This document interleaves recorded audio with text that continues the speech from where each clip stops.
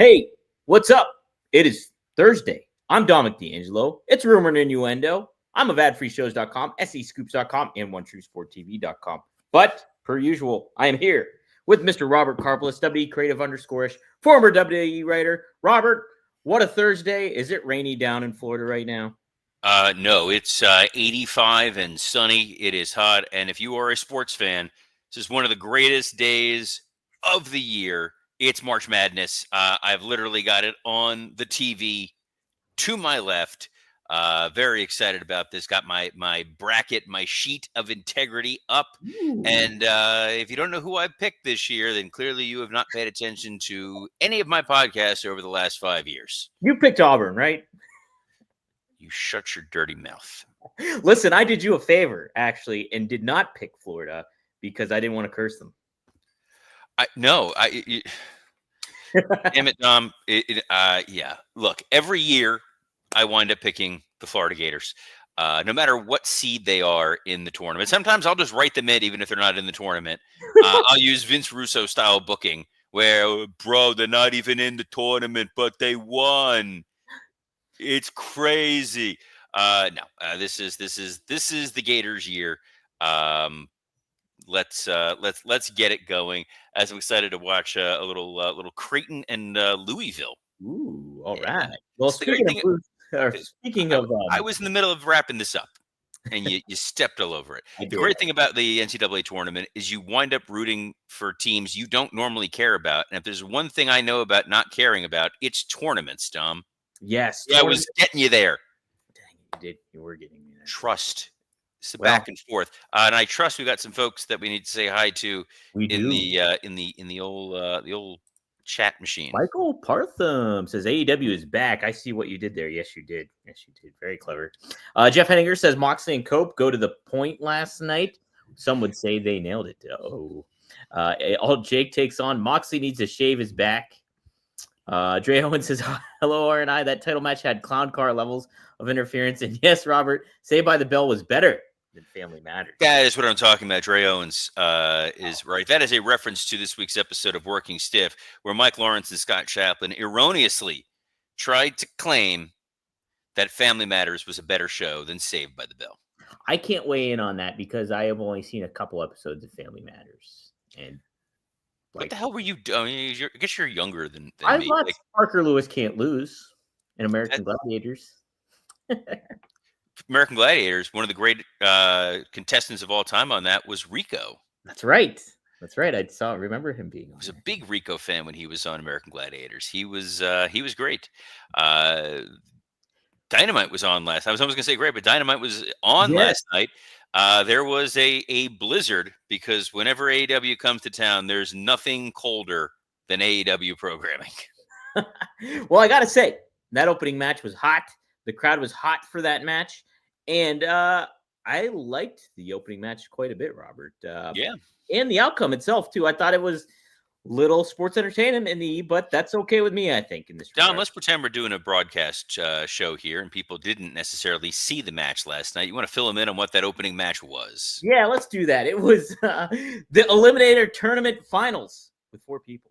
It was Speedball Mike Bailey. It was Ricochet. It was Mark Davis, and it was Orange Cassidy. Ended up being that Mike Bailey and Ricochet won the match after a double team pin on Mark Davis. And Bryce Remsburg made the final rule that both these guys will be facing Kenny Omega at Dynasty, Robert. Yeah, what did you think of this match and the outcome of it all?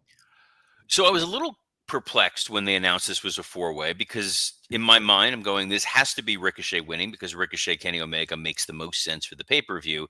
But it's very tough to debut a guy like Mike Bailey and then beat him in his second match. Yes. So they did find a creative way. We're going to get this triple threat at the next pay-per-view, which probably takes a little bit of the pressure off of Kenny Omega. Mm-hmm. You know, I know that he's back from the diverticulitis and he's had some great. The Gabe Kidd match was obviously great. His Takeshita match was great.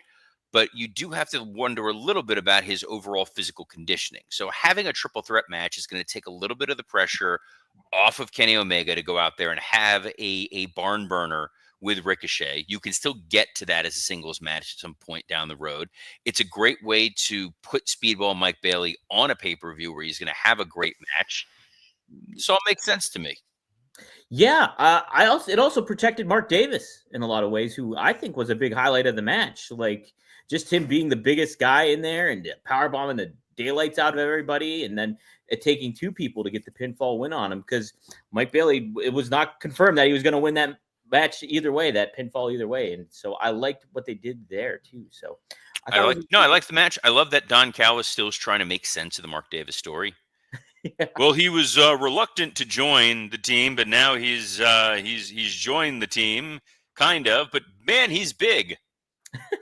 Well, did this next match make sense to you, the outcome? We had Mercedes Moné taking on a challenger and Billy Starks for the TBS Championship. Billy Starks, we have not seen a whole lot of her. She's been in Collision Purgatory, ROH Purgatory maybe. And here she is. She put on a heck of a match, I think.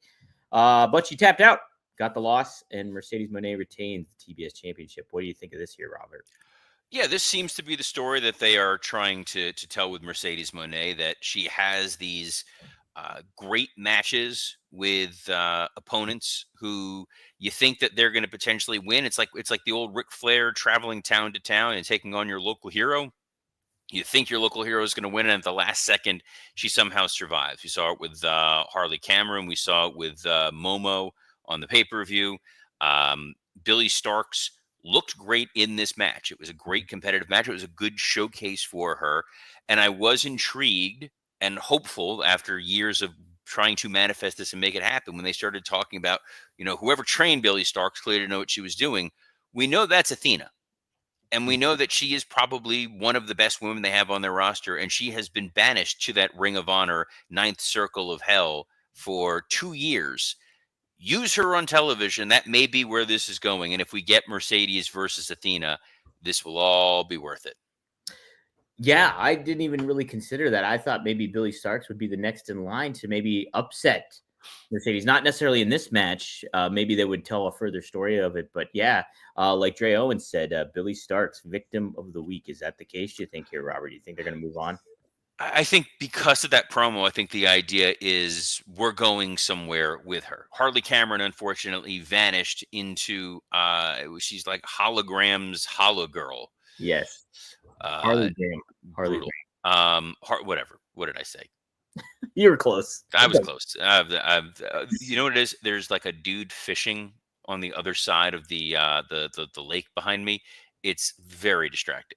Are you in like a David Lynch film or something? That seems like something that would be. Yes, this is. I'm very much in a David Lynch film right now. There's a little bit of magic in the air. And guys, speaking of magic, I want to talk to you about our friends at Magic Spoon. Magic Spoon makes high protein, zero sugar cereal and treats reinvented from your childhood. You can literally taste the nostalgia. It's also launching a brand new, because you got me Lynch in my brain. Yes, lynching. It's the Magic Spoon is also launching a brand new high protein granola. True to the Magic Spoon promise, it's packed with protein and it is incredibly crunchy. I'm excited about this because it has 13 grams of protein and zero added sugar. I've talked about this on the show the last little while here. I've been eating right, getting in shape, and having this granola. It comes in some amazing flavors, including dark chocolate almond, honey almond, and peanut butter. I'm a sucker for peanut butter. Literally, one of the snacks that I would do sometimes is just take a spoon and just scoop out some peanut butter from the jar. I don't need to do that here. I got this Magic Spoon granola. It's incredible. You can have it too. You get $5 off your next order at magicspoon.com/rumor. That's magicspoon.com/rumor, and you can get $5 off. You're not going to regret it. Unlike challenging Mercedes Moné, which a lot of women seem to be regretting because they wrestle her and then they vanish into oblivion. Yes. Robert, we are going to be the peanut butters because I love peanut butter as well. Can we not ever say that again? Peanut butters. Like it. Yes, the butters vibe that you give is strong. Also, I see there's some folks in the chat talking about the TV show California Dreams. No, we're not indulging that California Dreams is anywhere on the level of a Saved by the Bell. I don't remember that. Oh, it was not a good show. It was a ripoff. There was also USA High. What? where there was American students at an international university, and it was not good. Welcome Not freshman. very good. Welcome freshman. Dude, no, see that you're going a different route. I know. This is the straight and narrow. The Saved by the Bell clone, Saved by the Bell, the new class, California Dreams, USA High. Welcome Freshman was like a fever dream of a television show. It really was. If you kids don't know what this was, Nickelodeon for a short time was literally just run by ex-hippies who were still on acid trips. And they were like, let's make a show about what it's like to be a freshman in high school. But then there's an episode where the nerd Merv creates a band, Merv and the Mystery Meat, and they become a global sensation. It is the strangest, like you watch that or you watch You Can't Do That on television. You're like, how was this on children's program? Like there was no supervision. No. It's the same kind of vibe that I got watching the Outrunners video. The Outrunners have kind of been the adopted mascots of a basketball team, which is great for Turner since this is all part of the Warner Discovery universe. And we want to promote March Madness because Lord knows NCAA needs that AEW Dynamite audience. Yeah. I like it that Taz just went all in and says they're not going to win Omaha. It was just like St. John's is going to kick their he's ass. a St. John's guy, so I get it. And also Taz is a heel. I know. Not on the TV show. In real life, Taz is a heel.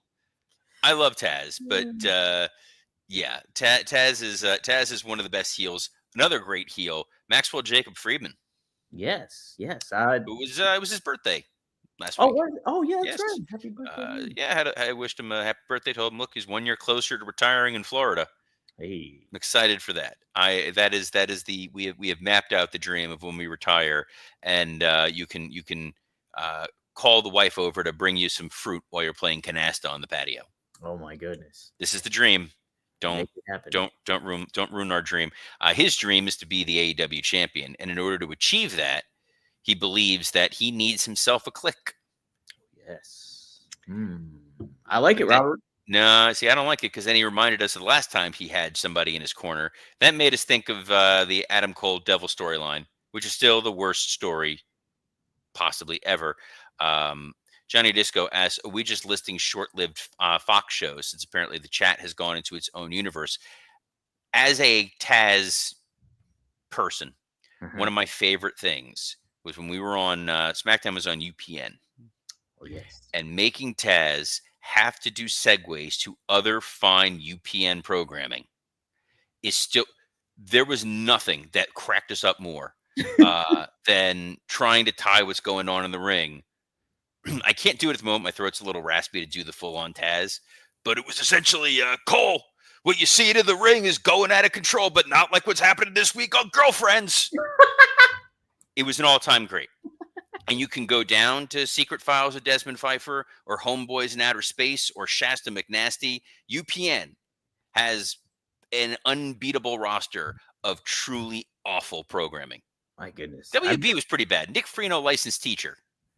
I don't remember any of those. I didn't get UPN or WB though, so I guess they were on over-the-air television. I couldn't afford the rabbit ears. Yeah, that's it. But Robert, no, I'm just trying to delay. I'm just trying to obfuscate the stall from what's coming up next because someone just dropped a Malcolm and Eddie reference. Oh, I don't know that one either though. Malcolm Jamal Warner and Eddie Griffin. There was that. Yes, because there was the Jamie Foxx show at that time. The Wayans brothers had a show. Was it Everybody Hates Chris? Was that around at that point, or was that later? Was years later? Years later, okay. That was a good show from what I remember. Hey, speaking of. No, there is no. I'm not making this easy for you to segue into this match. Are we gonna have to have a street fight, Robert? Am I going to have to go behind your back and hit you with something? So, all right. John Moxley and Cope. You want to start? This is I'm here for whatever it is that you want to do for us. All right. I have immense thoughts on this. I will preface this. Okay. So these two have been around for quite some time. Obviously, Copeland longer than Moxley, but they've been on the big stage. They've been on WrestleMania. They have been on the side of trucks. They have sold T-shirts and action figures. They are certified first ballot Hall of Famers, both. Yes. They had a match on a pay-per-view. It's a main event, the Revolution pay-per-view, and it did not go over well. They felt pressure that we got to step it up, we got to deliver, and we got to deliver something different and hard hitting. When Cope did this with Randy Orton, and they had the greatest wrestling match of all time, and they fought on top of a truck. It was where we're pulling out all the stops. Right. This starting with Moxley walking in from the cold, and then the two of them fighting on another truck and brawling. I'm like, okay, they clearly want to try to cleanse the palate from what we saw before, and they're going to pull out all the stops. Dom? Well, there were some stops, all right. Lots of stops, and me thinking that this was the perfect picture of what is wrong with AEW in so many ways. I think you have the for the sicko spot when it comes to the spike in the back. That's the only thing worth talking about.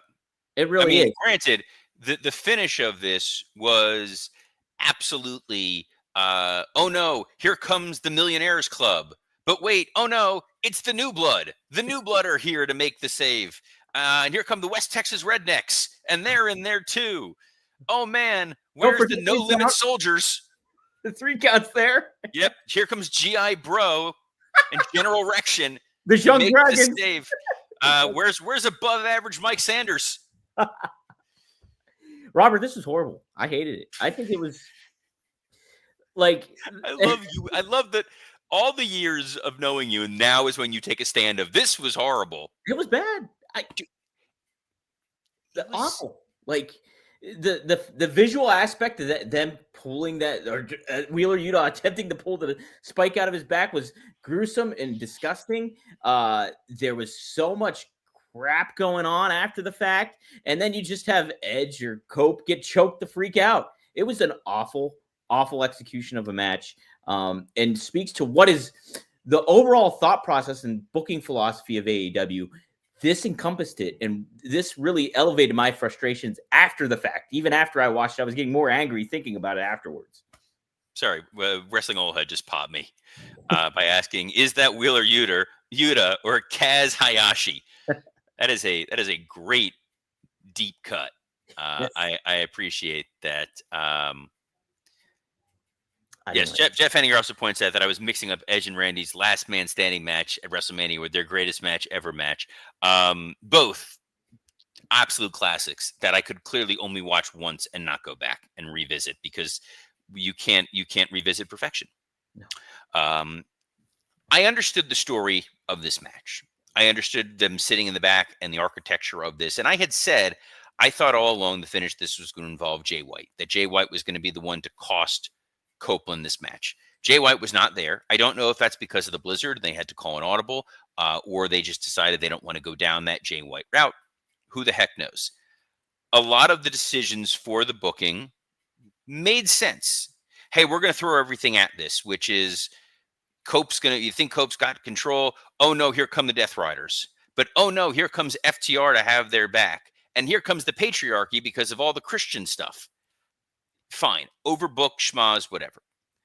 The spike to the back. I get this is for the sickos, and we had the Hollywood ending match, and I've said I'm not a huge death match guy. There is a difference between what we saw in that and the danger that existed here. Yeah. And I saw some folks point this out online. Doctors, actually, who were wrestling fans, were like, that's the kind of spot that if it went slightly wrong, Moxley's paralyzed. Because that was not there's no way to do that safely. You're right. And oh no, we lost Robert. We lost him. This was I don't know what else to say when it comes to this match. Like, yeah, here he goes. Good, Robert will kill. Sorry, we lost you, Robert. Yeah, I was saying I was talking, and then all You of were a freezing sudden, up a little bit, so start again where you were going off on there.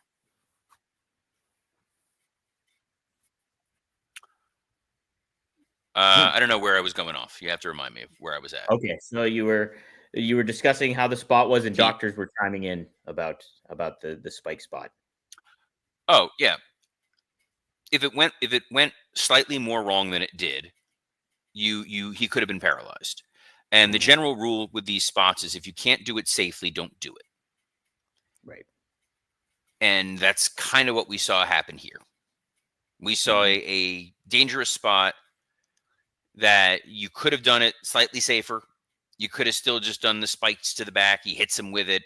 Moxley's rolling around screaming. But to stick it into him was really uncomfortable to watch. And then trying to yank it out of him was gruesome in a way that was not remotely safe. Or for my own personal thing, it wasn't entertaining for me. I would not have been thrilled if my kids were in the room and saw this. But it was a guy who was just kind of reeking of desperation to try to make a moment. And you know what? I think it just overshadowed what was a pretty good overall Dynamite and execution otherwise. Like, Devin Dowling has a point here. He said the spike was worse than Tony Storm and Mariah's glass spot. Yes, I don't love glass spots. Glass spots are bad, but there's generally a different degree of injury risk than there was with this. This definitely was.